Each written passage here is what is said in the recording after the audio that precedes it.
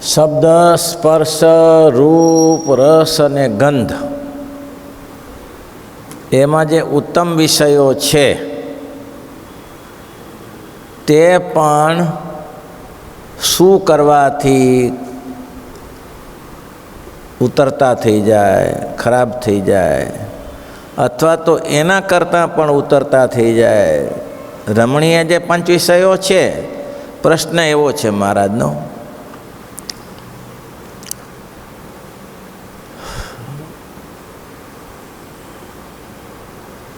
શબ્દાધિક પંચ વિષય તે સરખા થાય નહીં તથા તેથી અતિશય ઉતરતા થાય. માટે કયા વિચારે કરીને પામે ત્યારે એ પંચ વિષયને અતિશય ભૂંડા જે પંચ વિષય તે સરખા થઈ જાય.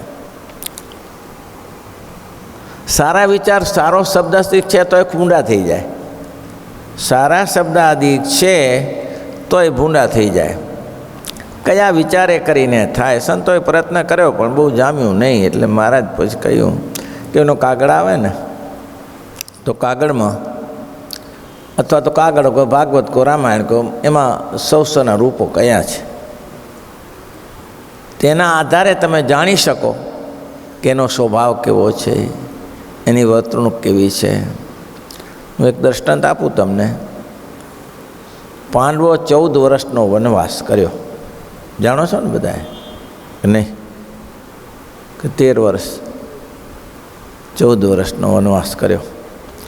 પછી જંગલમાં ફરતા હતા 5 પાંડવો અને દ્રૌપદી, એમાં બધાને પાણીની તરસા લાગી, પાણી મળ્યું નહીં, બહુ થાકી ગયેલા.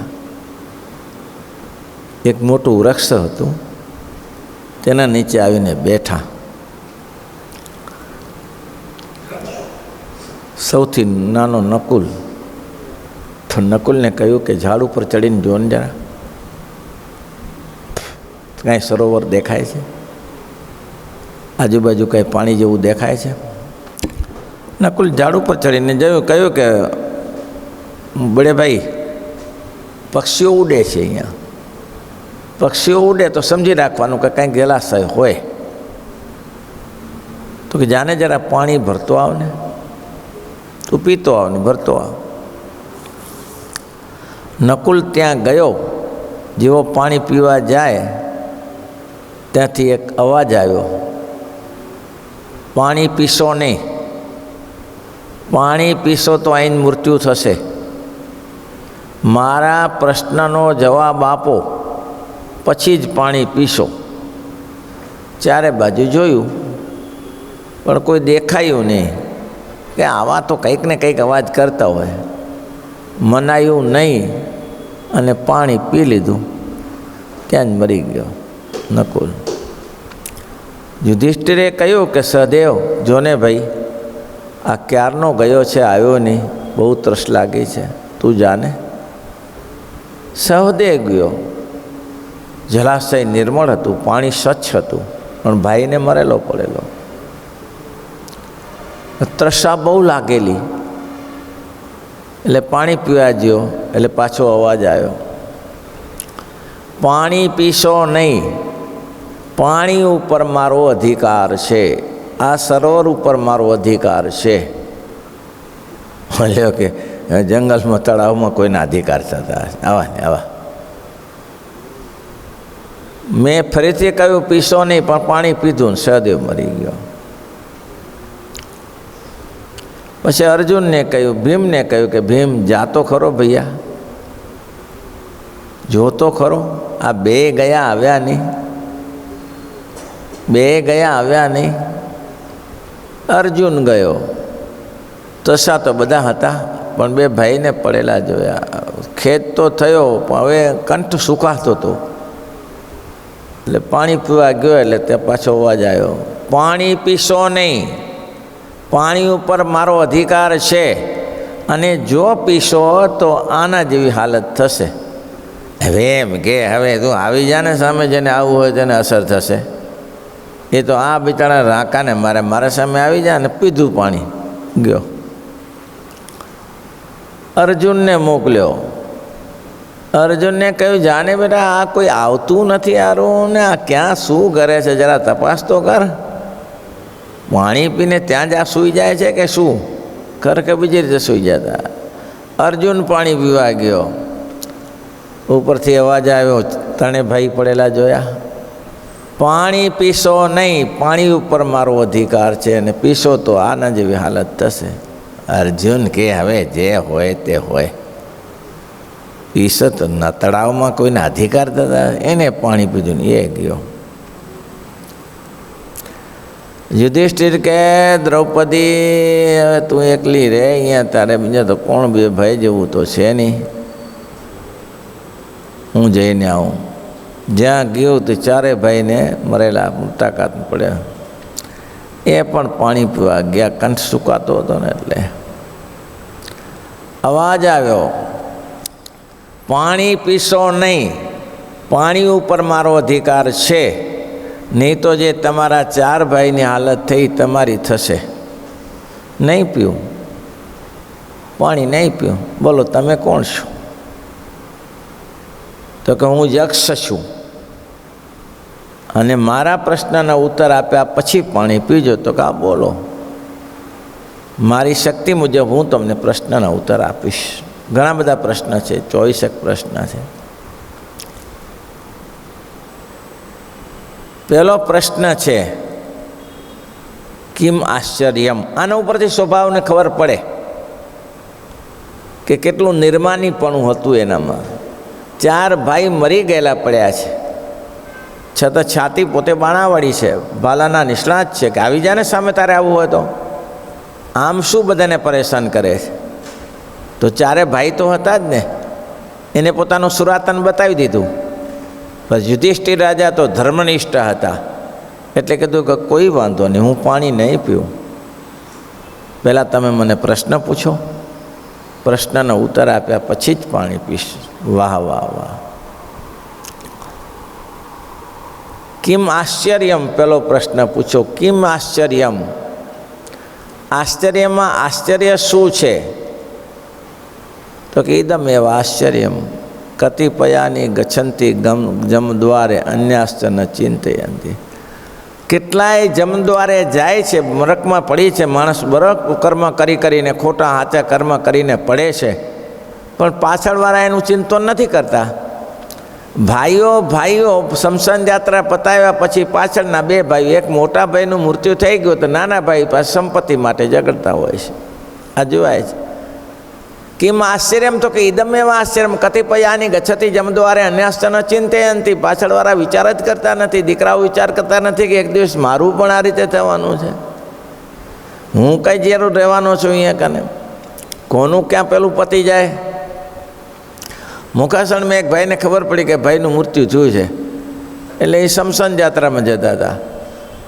હવે આ નાનો ને પેલો મોટાનું મૃત્યુ થયેલું, તો એ રસ્તામાં જ પૂરું થઈ ગયું.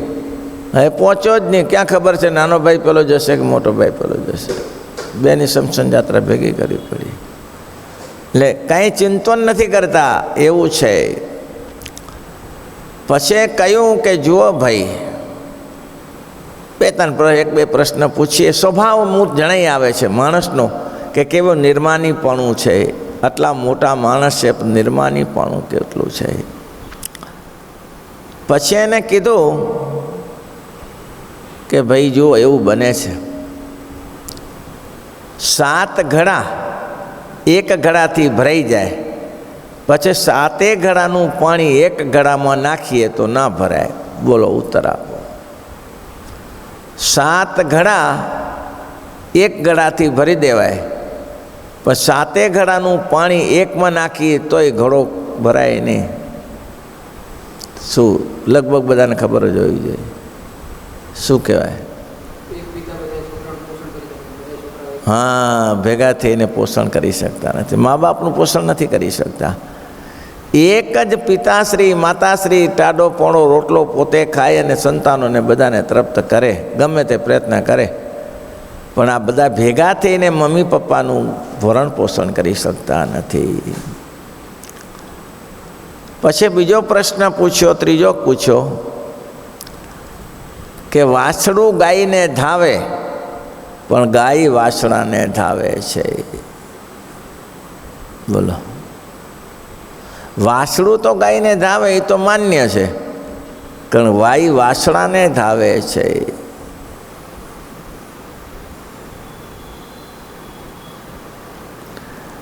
તો કે છે મા બાપ છે એ દીકરીનું તો પોષણ કરે, એની ફરજમાં આવે, એને લગ્ન કરાવે, પરણાવી આપે, એને કંઈક યોગદાન આપવું હોય આપે. પણ સમય ઉલટો છે. કેવો સમય છે? દીકરીને દહેજો આપવો પડે. દીકરીને મમ્મી પપ્પાને આ આદિવાસી જોતા હશો કેટલા પૈસા આપે તો જ લગ્ન કરે, નહીં તો ના કરે.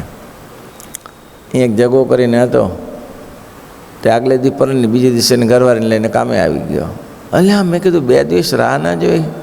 રાહ છે નહીં જોવે કે રૂપિયા 7 લાખ લીધા કે ભાઈ 7 લાખ રૂપિયા લીધા છે, રાહ જોવે આ બે વર્ષમાં તો ભરાશે પૈસા કે આ એવું છે ભાઈ. ઘણા પ્રશ્ન છે જક્ષરાજ, આના ઉપરથી સ્વભાવ ખબર નિર્માનીપણું કેવું છે એની ખબર પડે. પછી છેલ્લે કહ્યું બોલો હવે તમારા 4 ભાઈ અહીંયા સૂઈ ગયા છે, એમાંથી એકને ઊભો કરી દઉં, મારી એકને ઊભો કરવાની તાકાત છે, તમે કયો એને 4માંથી એકને ઊભો કરું. ત્યારે કહ્યું કે નકુલને ઊભા કરો. અરે યુધિષ્ઠિર હજી વિચાર કરો, તમારે સામે મહાભારતનું યુદ્ધ સામે છે, તમારે સામે મહાભારતનું યુદ્ધ છે એ હજી બાકી છે. અને નકુલની ઉપર હતી શું થશે? એમાં તો કંઈ બીજું કંઈ તો તમારે રૂપનું સ્થાન છે એનાથી કાંઈ કામ નહીં થાય. તો કે ના હું કહું છું બરાબર કહું છું. તો કે કારણ શું નકુલને ઊભું કરવાનું? તો કે મારી 2 માતા હતી, કુંતી ને માદ્રી. હું કુંતીનો તો છું જ, એટલે મારો વંશ તો રહેશે, પણ તમે જો નકુલને ઊભો કરી દો તો મારો માદ્રીનો વંશ રહે, એટલા માટે એને ઊભો કરો. ધન્યવાદ. તો તમારા પ્રશ્નથી હું સંતુષ્ટ થયો છું અને 4ને ઊભા કરી દઉં છું. બોલો. તો આના સ્વભાવ ઉપરથી ખબર પડે કે એનો સ્વભાવ કેવો હશે ને બીજા ભાઈનો સ્વભાવ કેવો હશે. સ્વભાવ સિવાય ખબર ના પડે. સ્વભાવ મહારાજ કે કાગળમાં જાણી રાખીએ તેનાથી ખબર પડે દ્રૌપદીજીનો સ્વભાવ કેવો હતો. અષ્ટપટરાણીઓ દ્વારકામાં હતી અને ભગવાન દ્વારકામાં તે સમયે દ્રૌપદી પણ ત્યાં આવેલા. તો બધાએ ભગવાન બધા 4 બાજુ બધી દ્રૌપદીઓ અને પોતાની સખીઓની સાથે બેસીને બધી વાર્તાલાપ થતી હતી. અને ભગવાન તો ખિલદિલીવાળા છે, આ બધાની વચમાં બેસીને શેરડીના સુધારીને આપેલી એને નાના નાના માદડિયા કરીને જમે અને બીજા લોકો બેસે 4 બાજુ સેવાકો બધા. એમાં ચપ્પુ લાગી ગયું, હોવું થઈ ગયું. હર એક આમ દોડીને એક આમ દોડીને શું લેવા દોડી? લોહીની ધારથી ને શું લેવા દોડી? હા, પાટો લેવા, કપડું લેવા દોડી કે કપડું બાંધી દઈએ. એક આમ દોડીને એક આપણીથી લોહી દદડે છે એનું શું? ત્યારે દ્રૌપદીએ કાંઈ વિચાર્યું નહીં અને ફટ ભેગી સાડી કાઢી, સાડીનો ટુકડો કરી, સાડીનો ચીરો કરી અને બાંધી દીધી. તો આના ઉપરથી એના સ્વભાવ શું જણાય? કે ભક્તિનિષ્ઠ પ્રધાન છે, શ્રદ્ધાવાળી છે ભગવાનની વિશે. ભલે પછી એને 999 જેટલા તાંતડા હતા એટલે ભગવાને એના બધા મનોરથ પૂરા કર્યા, બધે સાડીઓ પૂરી, પણ કહેવાનું કે સ્વભાવ જણાઈ જાય છે, એના ઉપરથી સ્વભાવ જણાય. તેમ ભગવાન કહે છે કે આમાં શું સ્વભાવ જણાવવાનું છે? તો શાસ્ત્ર ઉપરથી તમને ખબર પડે. કઈ ખબર પડે? આ જગતના શાસ્ત્રમાં લખ્યું છે કોઈ કરતા હરતા છે ને. આ જગતની ઉત્પત્તિ સ્થિતિ, આ બધા માણસની ઉત્પત્તિ થાય છે ને પ્રલય થાય છે, તો કરતા હરતા કોઈક છે એટલે તો ખબર પડે કે નહીં? આ સૃષ્ટિના કોઈ કરતા હરતા છે. મકાન બંધાય છે તો મકાનના કોઈ કારીગરો તો કામ કરે છે, પણ ઉપર કોઈ માલિક છે જેનું આયોજન કર્યું છે. કંઈ ખબર પડે કે ના પડે? શેના ઉપરથી ખબર પડે? તો કે તમે જે કામ કરો છો, મકાન બનાવો છો, તો તમને ખબર જ છે કે કોઈક તો આમાં આયોજક હશે જ આનો. પછી ભલે બધા કામ કરે. આ જગતમાં બધા કામ કરીએ છીએ આપણે, બધા બરાબર બ્રહ્મા વિષ્ણુ ને શિવ કામ કરે છે, પણ આનો પ્રેરણા સ્ત્રોત ક્યાંક હશે. આનો પ્રેરણા સ્ત્રોત ક્યાંક હશે જ. એટલા માટે આ જગતની ઉત્પત્તિ સ્થિતિને પ્રલય આમ વ્યવસ્થિત ચાલ્યા કરે છે. ક્યાંક હશે, શક્ય જ નથી તે સિવાય, એને શોધી કાઢો. તો કે સૃષ્ટિની ઉત્પત્તિ થાય છે તો તમને ખબર છે ને? તો કે થાય જ છે ને, સરસ થાય છે. ઉત્પત્તિ સ્થિતિ પ્રલય બધું ઉત્પત્તિ સ્થિતિ પ્રલય થાય છે. તો તમે એટલું માનો છો ને કે કોઈ કરતા છે? તો કે અમે માનીએ છીએ કોઈ કરતા છે. તો કરતા હશે એ નિરાકાર નહીં હોય. આ તેજ નિરાકાર છે. તેજથી કોઈ કામ થાય? પ્રકાશ થાય, બાકી કામ થાય? એમ કહ્યું કે તેજે કોઈને મદદ કરી દીધી. તેજે એમ કીધું કે આવો ભાઈ 5000 લઈ જા, અથવા તારે અત્યારે ફેક્ટરીમાં જરૂર છે તો લઈ જા. તેજ ના કરી શકે. પણ જો એમ આ જગતની ઉત્પત્તિ સ્થિતિને પ્રલય થાય છે તો કોઈ કરતા છે, અને જે કરતા છે તે સાકાર છે. લોધિકાના અભેસી દરબાર, લોધિકાના અભેસી દરબાર બહુ શાસન સારું. મેં આપણે વાત પહેલેથી જાણેલી જ છે કે લોધિકાના અભેસી દરબાર એ હંમેશા સવારે 6 વાગે એટલે દાંતણ પાણી સ્નાન વિધિ થઈ જાય ત્યાં સુધી વ્યવહાર પતી જાય, અને પછી નાહી ધોઈ પવિત્ર થઈ અને પૂજામાં બેસી જાય. પૂજા, ધ્યાન, મંત્ર, જપ આ બધું 12 વાગ્યા સુધી ચાલે. અને 12 વાગ્યા સુધી એને કોઈ ઉઠાડ ઉપરથી બોલાવા ના જાય, સાદ પણ ના પાડે. આવું નિયમ, આટલું સુંદર શાસન ચાલે છે. બોલો હવે બન્યું શું? રાજકોટથી એનું અંગ્રેજ સરકારનું શાસન એટલે એની સત્તા આવી ગયેલી. એ સત્તા પ્રમાણે તે ધારે તો ખાલસા કરી નાખે, સાથે તો બેટર પણ કરી દે. એટલે કાનફૂસિયા હોય ને ભાઈ, જેનું શાસન ચાલુ ચાલે ને એનું કાનફૂસિયા મળી રહે. ચાડી ચુગલી કરનારા મળ્યા સિવાય છૂટકો નથી. મહારાજે એટલા માટે શિક્ષાપત્રીને 101, 201માં કહી દીધું, દૂત કર્મના કર્તવ્યમ પશુના ચર્મ તો દેહંતા માનતા ન કર્યા સદનાદીશું. આટલું શીખી રાખશો તો બહુ સારું કામ થઈ જશે. આટલું શીખશો તો ભારું કામ થઈ જશે. ઓનલાઈન ઉપર કાલે એક વાત સરસ આવી હતી કે એક ગોલો વેચાતો હતો. તો ગોલાની કિંમત કેટલી? તો કે 500 રૂપિયાની. તો કે 500 રૂપિયામાં તમને એક માણસ મળે તમારી મજૂરી કરનારો? તો કે હા મળે ને. તો કેમ ભલી વાર નહીં હોય અંદર કાંઈ? 500 રૂપિયામાં નહીં તો 5-5 લાખે મળતા હતા માણસને. 500 રૂપિયામાં તમને એમ ગોલો મળે. ગોલો સમજો છો? ગોલો સમજો છો? આફ્રિકાના જંગલમાંથી માણસને પકડી લાવીને એને હરાજી થતી, અને હરાજીમાં હજી લંડનમાં છે ગોલાની, એટલે એ પાટિયું મારેલું છે. આટલેથી આટલે સુધી ગોલાની હરાજી થતી એ લખેલું છે. આખી ટ્રેનો ભરીને આવે આની હરાજી થાય. 1 લાખ, 2 લાખ, 5 લાખ જેવી જેની મજબૂત થાય. 500 રૂપિયામાં ગોલો. તો કે એમાં કાંઈ અવગુણ હશે? તો કે અવગુણ કોઈ નથી, ચાડી ચુગલીનો અવગુણ છે. એમ તો કે આ તો કે એમાં તો વાંધો નહીં. તે એક શેઠિયો લઈ ગયો, થોડા દી સારું ચાલ્યું, પછી આની તો ચુગલી કરવાનો અર્થ ને. એટલે શેઠાણી પાસે ગયો. શેઠાણી તમને ખબર છે? તો કે ના. સાહેબની શું હાલત છે એ જાણો છો? તો કે એ તો સારું જ છે ને ત્યારે, એ કંઈ અફેરમાં ફરે છે, બીજી જોડે પ્રેમ છે ને. તમે ભ્રાંતિમાં ના રહેતા હો, તમારી સાથે જ છે. બને નહીં. બને શું નહીં? કે મેં કીધું એ બરાબર જ છે. મેં કીધું એમાં ફેર નથી, હું જાણીને કહું છું. પહેલાંને ભ્રાંતિમાં નાખી દીધી, પહેલાંને ભ્રાંતિમાં નાખી દીધી કે આવું કરતા હશે. શેઠ પાસે ગયા.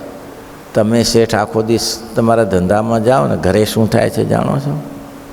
શું આટલી વાર લાગે ને? એમાં લાંબી ટાઈમ ન લાગે ક્લેશ ઊભો કરવામાં.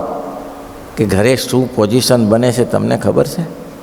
તો ઘરે શું બને? કે ઘરે રસોઈ પાણી. રસોઈ પાણી નહીં, એ તો ક્યાં ને ક્યાં ચાલે. લ્યો, આ એને શંકા ઘુસાડી દીધી.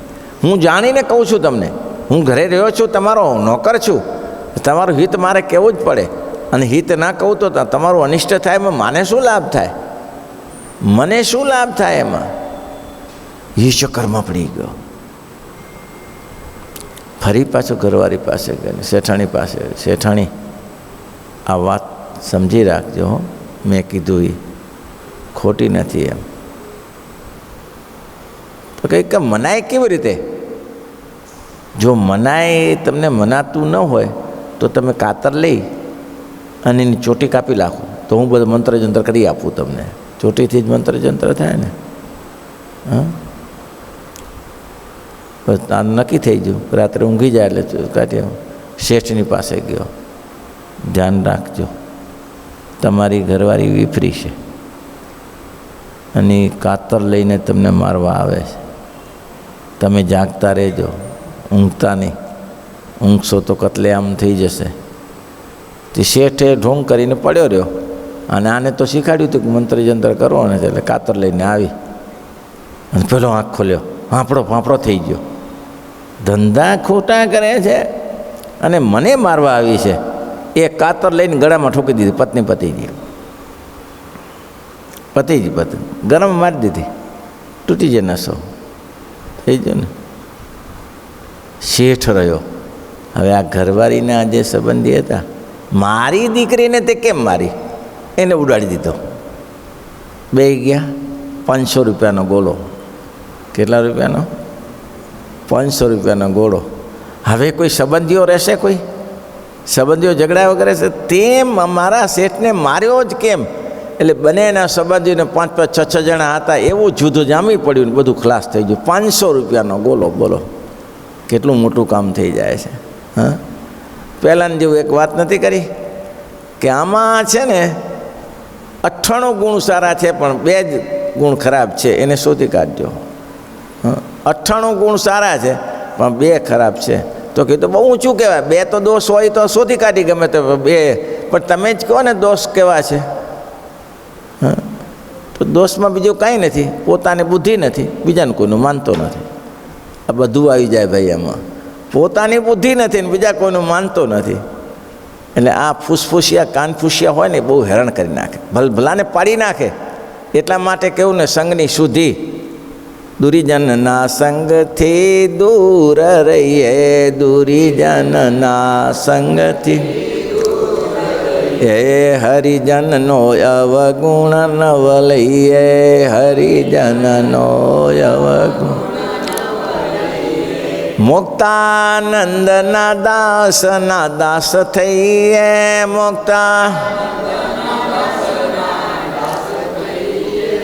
બસ આટલું સમજી રાખવાનું. દુરીજનથી દૂર રહેવાનું, સત્સંગમાં રહેવાનું. આ કાનફૂસિયા રાજકોટમાં અંગ્રેજ સરકારને ચડાવ્યા, અધિકારીને, કે તમને ખબર છે અભયસિંહ શું છે? એના જેવો કોઈ અભિમાની કોઈ આજુબાજુના એરિયામાં નથી. આવો અભિમાની માણસ છે.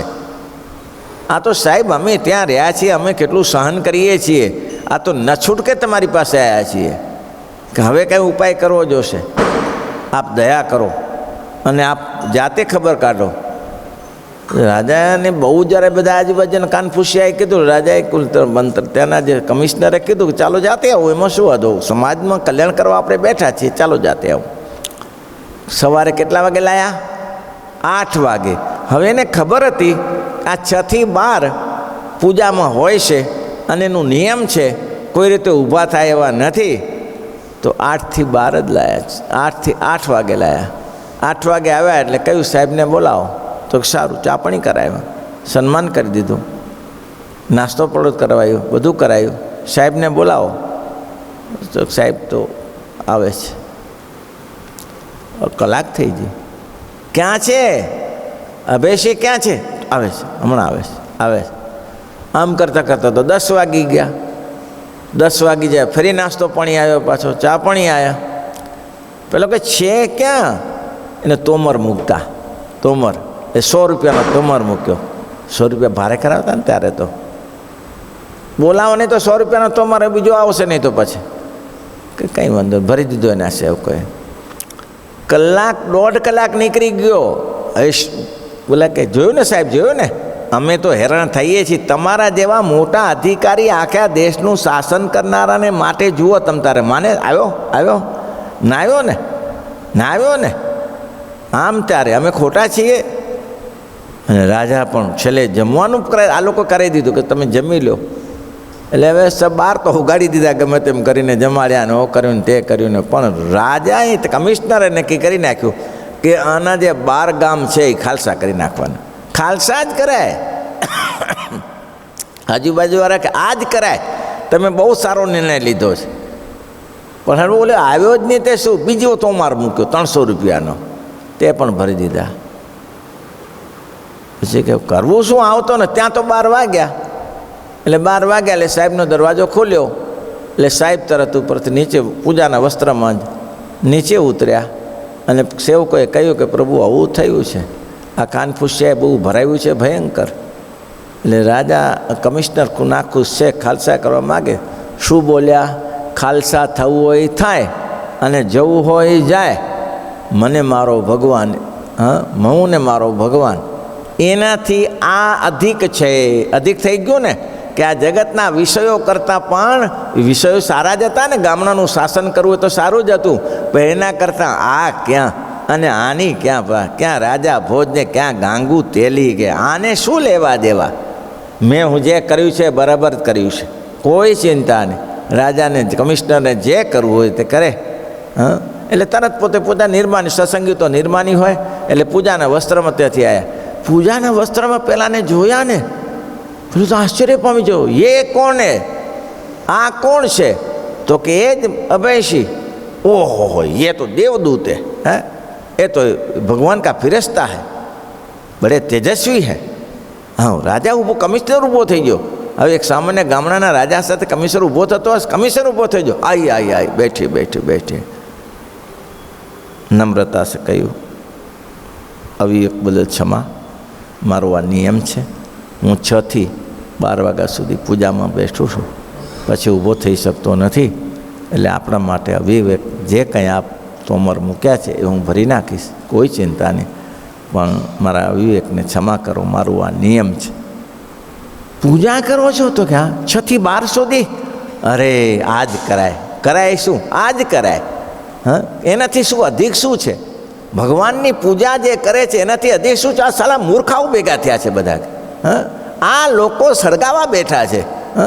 અને કમિશનર બેઠો કોઈ ચિંતા ન કરો, અમે તમને જાણીએ સારી રીતે, કોઈ ચિંતા ન કરતા. 12 ગામના 3 ઉમેરીને 15 કરી આપ્યો. જાઓ લઈ જાઓ. બોલો, આ વિષયો સારા માન્યા હતા કે એને ભગવાન સારા માન્યા હતા? બોલો. અભયસિંહ રાજા, એને શું સારું માન્યું હતું? વિશેષ શું માન્યું હતું? વિષયો કે ભગવાનને? તો કે ના, જેમ થવું હોય તેમ થાય, ભગવાનથી અધિક નથી. શ્રીપતિમ શ્રીધરમ સર્વદે